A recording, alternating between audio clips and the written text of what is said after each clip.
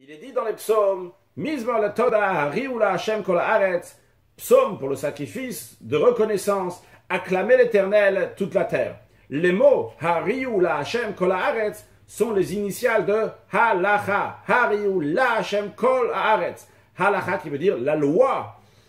Dans le Midrash, il est dit que dans les temps futurs, tous les sacrifices vont s'annuler à l'exception du sacrifice de reconnaissance. Ailleurs, il est dit que tous les textes des prophètes vont s'annuler à l'exception de certaines choses, entre autres la halacha, la loi juive, c'est quelque chose qui est éternel et qui va toujours rester.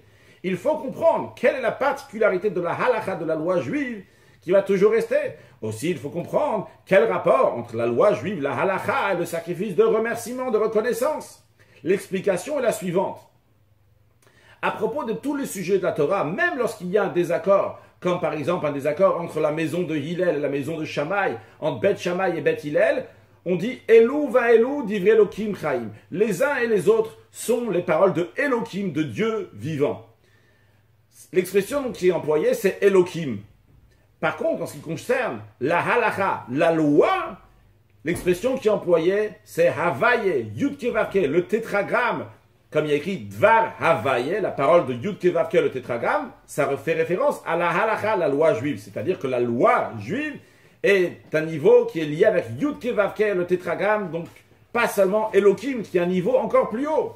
En effet, la halacha, la loi, est quelque chose qui dépasse le cerveau, qui est au-delà de la compréhension. C'est d'ailleurs la raison pour laquelle aussi, lorsqu'il y a une discussion entre Beth Shammai et Beth Hillel, bien que Shammai était plus profond, a été plus poussé, allait plus loin, quand même, la loi a été tranchée comme qui? Comme Beth Hillel. Le Talmud nous dit qu'ils étaient Nochin va Louvin, donc ils étaient plus simples, plus gentils, plus calmes, plus petits, plus humbles. Et c'est ça qui fait que la loi a été tranchée comme eux. C'est-à-dire que la loi, elle est liée avec quelque chose qui est au-delà du cerveau, au-delà du rationnel, au-delà de la compréhension.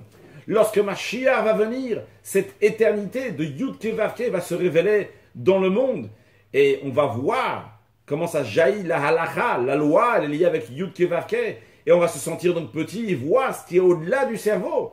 Et c'est exactement la même idée que le sacrifice de remerciement qui représente cette petitesse. Je remercie, qui suis-je? Je réalise que tout vient de Dieu. C'est ce qu'il va y avoir lorsque Mashiach va venir. D'où la raison pour laquelle que aussi bien le sacrifice de reconnaissance, sacrifice de remerciement, et aussi bien donc la halacha sont des choses qui sont éternelles. Que Dieu fasse que nous voyons tout ça très prochainement avec la venue de Mashiach. Now!